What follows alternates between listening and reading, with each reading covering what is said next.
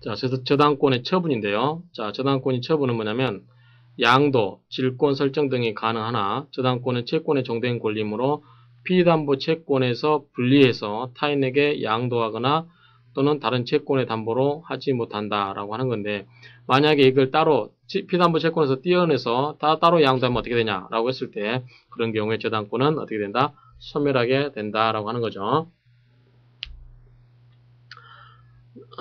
자, 갑이 을에게 1억을 꿔주고, 을은 뭐죠? 을은 갑에게 이 토지에 대해서 저당을 잡아줬습니다. 그럴 때, 자, 이럴 경우에 1억을 꿔준 거, 1억을 빌려준 게, 이게 피담보 채권이죠. 그래서 금전대죠. 금전대요. 자, 이것과 이 저당권 설정과의 관계를 이게 따로 띄어서 할 수 없다라고 하는 거죠. 그래서 이게 만약에 1억을 빌려준 게, 근데 1억짜리 수표를 줬다. 1억짜리 어음을 줬는데, 자, 을이 1억을, 어음을 받아들고 저당권을 설정해줬는데, 받아보니까 이게 뭡니까? 이 어음이 위조된 것이다. 또는 가짜이다. 그럴 경우에 이것이 무효고, 이건 무효잖아요. 그러면 이것에 기해서 이것을 저당권 설정해준 거기 때문에 이 자체가 무효로 가면 이게 존재할 이유가 없는 거죠. 그렇죠? 그렇기 때문에 피담보 채권과 분리해서 인정이 안 된다. 예. 그래서 이거하고 따로 떼어내서, 자, 이건 이거고, 이건 이거다. 그래서 이걸 떼어내가지고 또 다른 데다 써먹겠다라고 이런 식으로 할 수가 없다라는 뜻입니다. 자, 저당권 소멸 원인도, 자, 우리가 항상 이 물권을 배울 때, 자, 저당권뿐만 아니라 물권에 관해서 소멸을 배울 때 항상 배웠던 내용이 뭐죠? 첫 번째가, 물권의 일반 소멸 원인이 뭐고, 그 다음에, 담보물권의 소멸 원인이 뭐냐, 그 다음에 저당권의 특이한 소멸 원인이 뭐냐, 이렇게 우리가 공부를 하죠. 그쵸?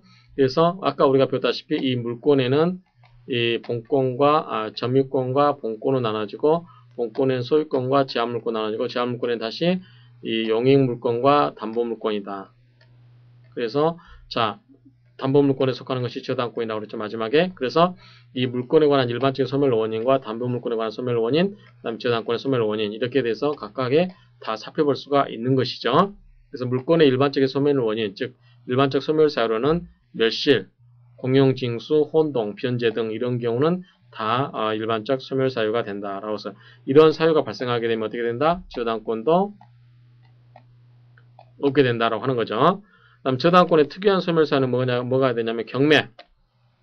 자, 경매를 해버리면 여러분들이, 자, 이건 어떻게 되냐면 여러분들이 등기부 등본을 떼보시면 됩니다. 그래서 어떤 집을 등기부 떼보게 되면, 자, 1월 1일 저당 어떻게 돼 있고, 그 다음에 2번 저당 어떻게 돼 있고, 3번에 뭐 임대차, 뭐 전세권 이렇게 다 돼 있고, 4번에 뭐 저당 이렇게 돼 있다고 합시다.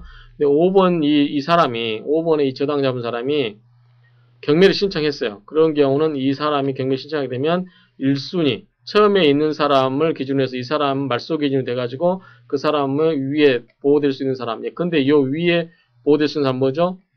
임대차라고 가정합시다. 임대차.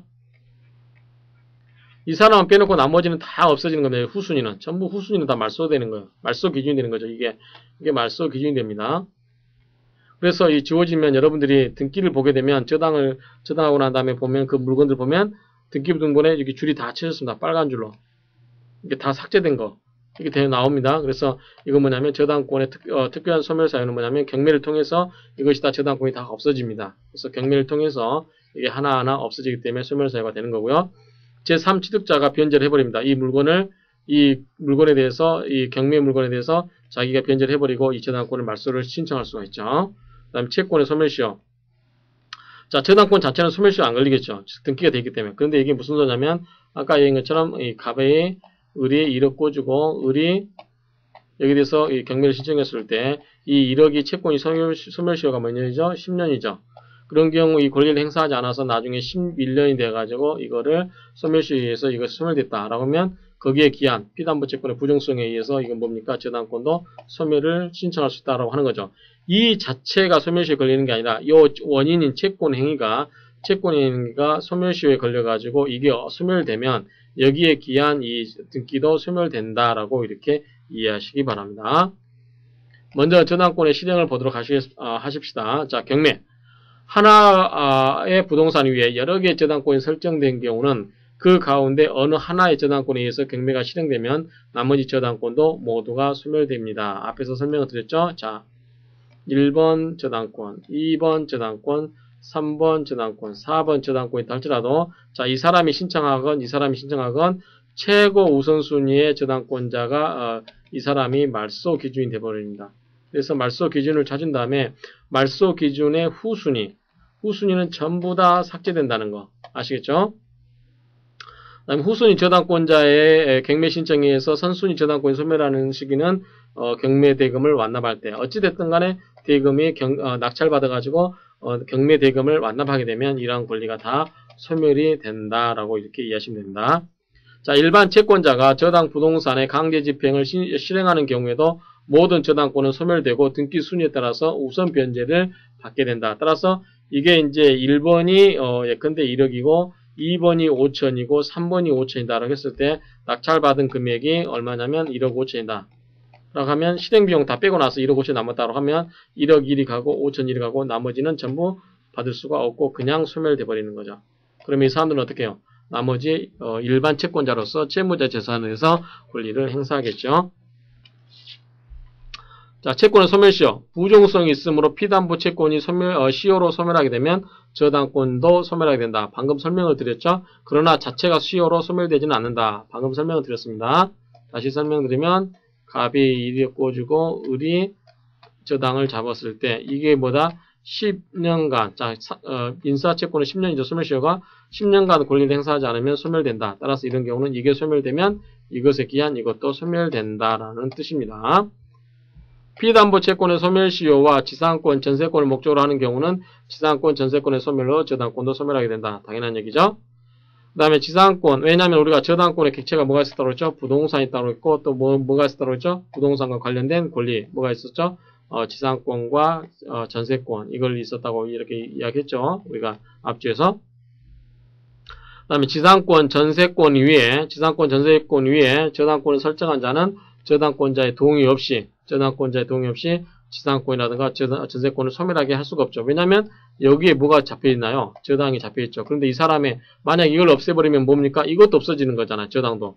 그렇기 때문에 이 저당권자를 보호해야 되기 때문에 이 저당권자가 있는 경우는 이 사람의 동의 없이는 이거를 없앨 수가 없다라고 하는 거죠. 만약에 이 사람의 동의 없이 이걸 말소시켜버리면 이 사람 권리를 없애버리는 게 되기 때문에 이 사람의 권리를 해하게 되는 거죠. 따라서 이 저당권자의 동의 없이는 이 지상권이라든가 전세권을 말소를 시킬 수가 없다라고 하는 점입니다.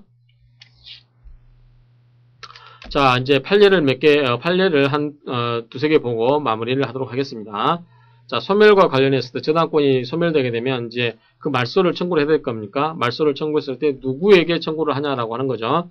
자, 제한물건의 양도에 따른 등기는 부기 등기 방식으로 행해지는데 원래의 제한물건 등기가 무효임을 내서 말소를 구하는 경우는 양수인만을 상대로 삼을 것이고 양도는 피고 전격이 없다라고 해서 양수인만 상대로 해서 말소 등기를 하게 되면 된다라고 하는 거죠.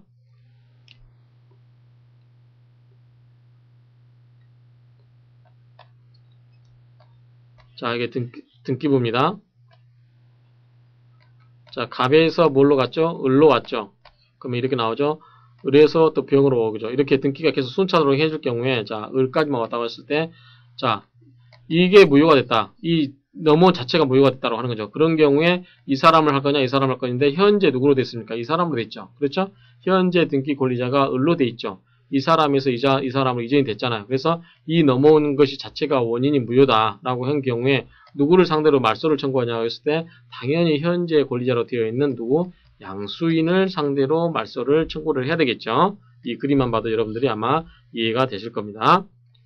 저당권이 이전된 뒤 채무 변제로 저당권이 소멸한 경우에 현재의 저당권 명의자만이 등기 의무자이고 등기 청구권의 상대방이 된다. 당연하겠죠. 현재의 저당권 명의자가 상대방이 된다라는 뜻입니다.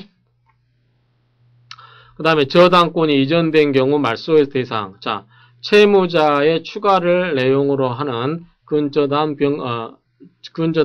변경의 부기등기는 기존의 주등기인 근저당 설정 등기에 종속되어 주등기와 일체를 이루는 것이고 주등기와 별개의 새로운 등기는 아니랄 것이므로 그 피담보 채무가 변제로 인해서 소멸된 경우는 위 주등기의 말소만을 구하면 족할 것이고 만족할 것이라는 거죠. 주등기만 말소를 구하면 족하다 할 것이다. 따라서 왜 그런 거 아니? 주등기 말소가 되는 경우는 그에 기한 부기등기는 판결로 그 말소 등기를 하지 않더라도 직권으로 법관의 직관을 등기 사무관의 직권으로 말소가 되어야 할 것이다 라고 하는 건데, 이게 무슨 뜻이냐면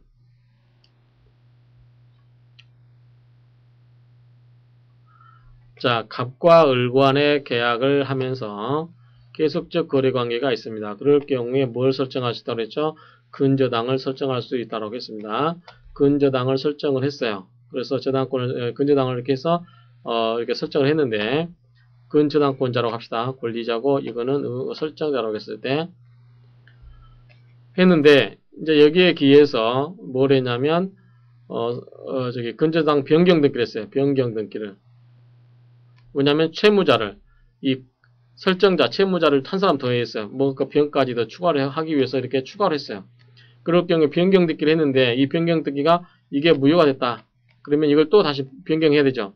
그럴 경우에 이 변경 등기를 해야 될 때 이것을 어떻게 해야 될 것이냐고 했을 경우에 이런 경우는 이 주 등기, 원래의 저당권 설정 등기의 이 주 등기만을 말소를 구하면 여기에 붙여져 있는 뭐다? 부기 등기. 부기 등기는 뭐다? 부기 등기는 혼자서 독립적으로 등기를 할 수 없는 겁니다. 원래의 주등기가 있고 거기에 첨가되어 있는 등기를 부기등기라고 하는 거고, 원래의 주등기를 원래 본래의 등기의 효력을 갖는 것을 주등기라고 하는 것이죠. 그렇기 때문에 이 부기등기까지 말소할 필요는 없는 것이다 라고 하는 거죠. 왜냐하면 주등기만 말소하게 되면 이거를 사무를 처리하는 사람이 누구죠? 등기 사무관입니다. 이 사람이 등기 사무관이 이거를 어떻게 합니까? 이거를 주등기를 말소하면서 이것도 뭘 한다? 직권으로 말소를 하게 된다라고 하는 것입니다. 그래서 이 내용은 이제 등기에 관한 내용이기 때문에 좀 여러분들이 이제 아직 등기 제도를 잘 모르신 분들은 생소할 수 있는데 어쨌든 이렇다라는 정도만 이해를 하시기 바랍니다. 그래서 이번 시간에는 간단하게 이 저당권이 소멸되는 경우, 그러한 게서 저당권 소멸은 역시 저당권도 일반 물건이다 보니까 물건의 일반적인 소멸 원인, 뭐 변제라든가 혼동, 말소, 멸실 이런 것 등이 됐었죠. 멸실이 되겠죠. 말소가 아니라. 그런데 거기에서 담보물권의 일반 소멸 원인에 의해서도 소멸이 되고, 그 다음에 저당권의 특수한 소멸 원인, 예컨대 뭐 소멸시라든가 경매 실행 이런 것들에 의해서 저당권이 소멸되는 경우도 있다라고 이렇게 정리를 하시면 되겠습니다. 그래서 간단하게 이 저당권 소멸에 관해서 간단하게 처분과 소멸에 대해서 살펴봤습니다. 그럼 잠시 쉬었다 계속해서 다음 수업을 진행하겠습니다.